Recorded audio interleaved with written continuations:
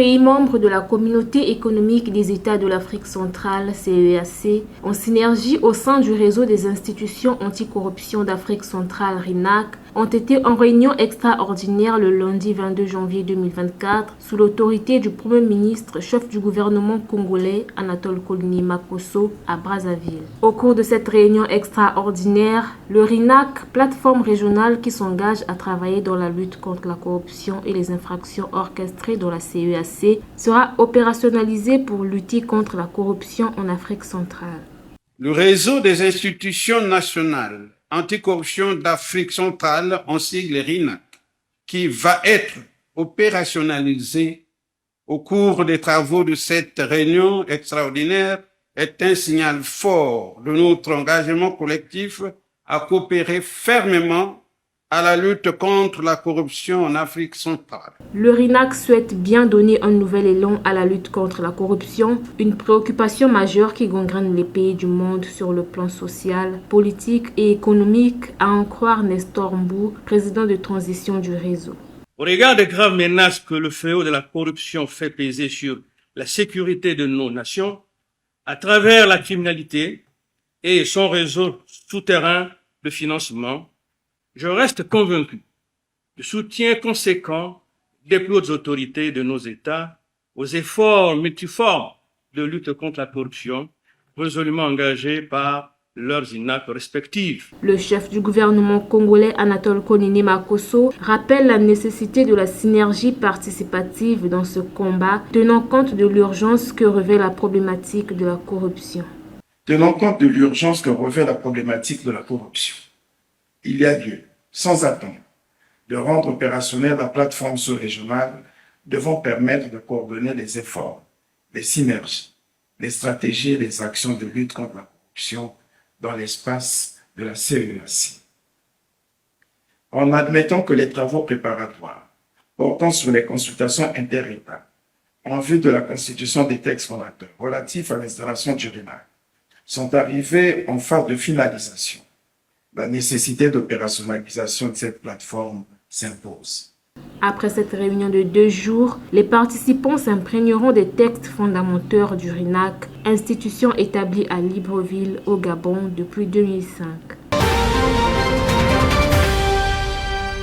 Dans la perspective de faire le point sur l'appui budgétaire de la Banque mondiale en faveur de l'État congolais et sur l'état d'avancement des réformes liées à l'amélioration de la gouvernance financière, la délégation de cette institution financière accompagnée par l'économiste Vincent Sungi Bilinga a rencontré le ministre en charge du budget Ludovic Ngati. Monsieur le ministre pour les chiffres, il conviendrait maintenant de communiquer les détails des comptes au plan pour qu'ils puissent acter sur la mobilisation des ressources nécessaires, notamment les 24 millions qui sont indécaissables tout de suite.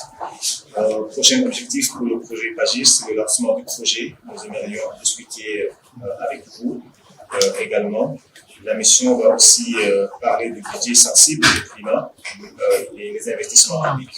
Il y a un atelier qui est prévu sur les points clés, les approches pour l'insertion. La deuxième mission, c'est la mission de l'IPIO, d'aide humanitaire, qui est conduite par mon collègue Vincent, vous connaissez très bien.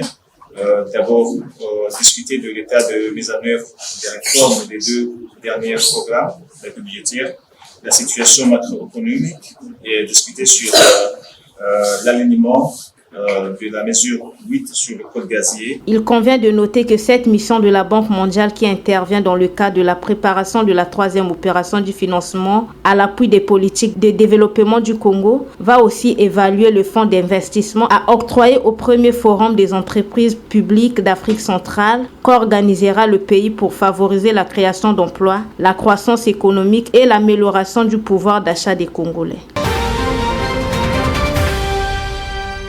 Nous n'avons jamais lancé un préavis de grève, ont martelé les membres du bureau de la CEDEP, la coordination des diplômés des écoles professionnelles de l'enseignement. La déclaration intervient après les bruits de grève qui ont retenti dans le milieu enseignant. Les membres du bureau exécutif national de la CEDEP ont constaté certaines avancées de notre cahier de charges ci-après. La signature du protocole d'accord en date du 16 octobre 2023 entre le gouvernement et la coordination des diplômés des écoles professionnelles de l'enseignement CEDEP en sigle, la notification et le traitement en cours du quota d'intégration dans la fonction publique campagne 2023, l'affichage des listes de toutes les vagues d'affectation dans le cadre du volontariat. La CEDEP ne s'est pas engagée à une grève quelconque. Par conséquent, le Bureau exécutif national demande à tous les enseignants volontaires de vaquer librement à leurs activités pédagogiques. Un son de cloche qui ne tranche pas avec celui de leurs collègues des autres mouvements syndicaux comme la plateforme des enseignants communautaires du Congo ou encore la PZN, la plateforme syndicale de l'éducation nationale qui note des évolutions dans les négociations. Paiement de rappel de solde d'activité. Publication d'arrêtés conjoints relatifs à l'application avec effet financier du statut particulier des agents du cadre de l'éducation nationale. Tenue des caps. Relèvement du point d'indice à 450. Poursuite des recrutements dans la fonction publique des enseignants communautaires, finalistes et ou volontaires. Ces formations syndicales disent s'attacher au dialogue avec le gouvernement. La République du Congo, par le ministère de l'Enseignement supérieur, de la Recherche scientifique et de l'Innovation technologique, avec l'appui technique de l'Agence universitaire de la francophonie et des structures incubateurs, offre à ces jeunes, particulièrement aux étudiants, l'opportunité d'entreprendre et de créer les emplois à travers le concept étudiant-entrepreneur. Un programme lancé le 22 janvier 2024 qui vise à doter les étudiants des compétences susceptibles de développer la culture entrepreneuriale depuis l'université. Ce grand programme propose d'abord une autre vision du rôle de l'université. Une université plus ouverte sur son environnement, une université qui propose des solutions au monde socio-économique. Le deuxième objectif de ce programme, c'est d'accompagner autrement les jeunes vers l'entrepreneuriat. Donc, pour être entrepreneur, il faut beaucoup pratiquer. Les établissements universitaires devront coopérer dans cet accompagnement des jeunes dans l'entrepreneuriat à travers des programmes de formation innovants. Le statut national de l'étudiant entrepreneur offre plusieurs opportunités et permettra aux étudiants de bénéficier d'un suivi et d'un appui pour la mise en œuvre de leurs projets. Il s'agit entre autres des programmes de formation et de mentorat. C'est une candidature des jeunes qui souhaiteraient monter un projet. C'est une candidature parce qu'ils doivent exprimer devant une sorte de jury qui va étudier le projet et dire si oui ou non ce projet est viable pour qu'ils puissent acquérir le statut d'étudiant entrepreneur. Et quand vous obtenez le statut d'étudiant entrepreneur, cela vous donne une série d'avantages. D'abord, une reconnaissance de ce statut qui remplacerait quelques matières optionnelles, parce que c'est reconnu comme un projet qui peut aboutir jusqu'à la création d'un business plan derrière d'une entreprise. Mais c'est aussi un statut qui vous ouvrira à des formations gratuites. Pour y arriver, il faut donc favoriser la coopération entre les acteurs de l'innovation dans le but de renforcer l'écosystème entrepreneurial. Exécution de façon anticipée de la décision de son Excellence, Monsieur le Président de la République, chef de l'État, se traduit par l'institutionnalisation du statut de l'étudiant entrepreneur le 13 octobre 2023. A posteriori, l'on peut donc affirmer que l'on peut être étudiant et entrepreneur. Dans ce sens, les institutions, qu'elles soient publiques ou privées, nationales ou internationales, ici représentées, ne manqueront pas d'accompagner les jeunes et surtout les étudiants à acquérir une culture entrepreneuriale. Le chômage affecte surtout les jeunes et diplômés de l'enseignement supérieur. Le statut de l'étudiant entrepreneur est une alternative pour les étudiants de concilier les études et le monde des affaires. Ça vient en fait donner l'accès aux étudiants non seulement d'acquérir plusieurs compétences pour espérer à la fonction publique, mais aussi ça vient en fait innover l'entrepreneuriat des étudiants afin que non seulement on puisse juste apprendre et attendre des fonctions qui peut-être n'arriveront pas, mais aussi apprendre et en même temps pouvoir avoir des activités et pourquoi pas avoir un projet qui sera suivi et financé. Être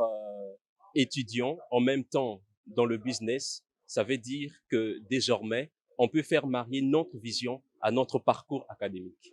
L'idée, c'est qu'à la fin de nos études, qu'on puisse arriver à trouver des solutions aux problèmes de la société. Je pense bien que c'est conciliable parce que étant au lycée, je faisais déjà le petit commerce et juste après mes études, après la licence, j'ai pu établir une petite structure événementielle au nom de l'agence Ngaliforo X9.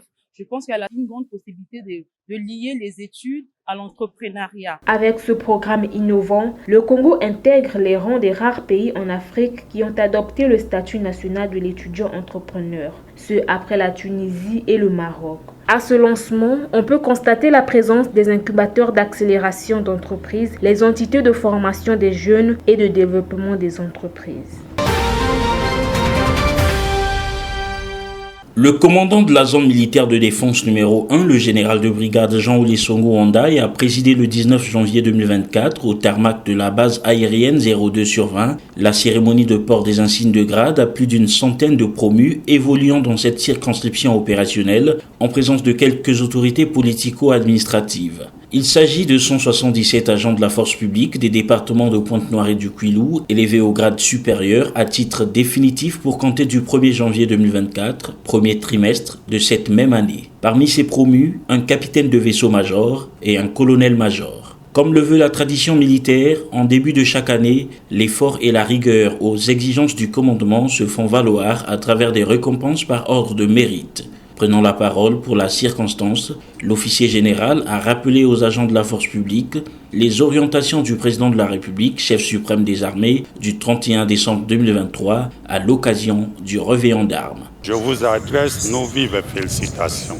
Par ailleurs, nous honorons aujourd'hui le premier colonel-major de la force publique. Ce nouveau grade de colonel-major est censé interpeller de façon particulière la responsabilité personnelle des nouveaux bénéficiaires dans l'exécution des services et à l'égard de vos administrés.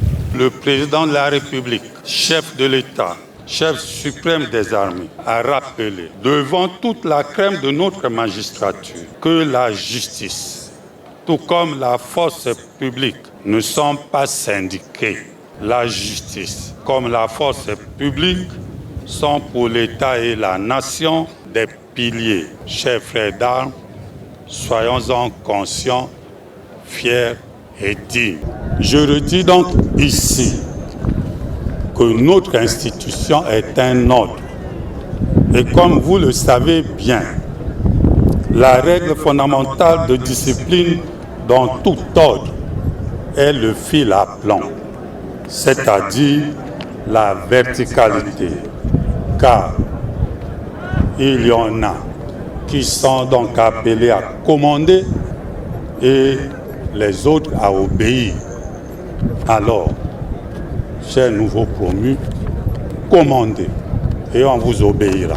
S'adressant à ceux qui n'ont pas été retenus au tableau, il leur a demandé de ne pas baisser la garde, mais plutôt de redoubler d'efforts afin d'attirer le regard du commandement pour la prochaine promotion. Quant à ceux qui n'ont pas été retenus cette année, sachez que vous avez été simplement ajournés.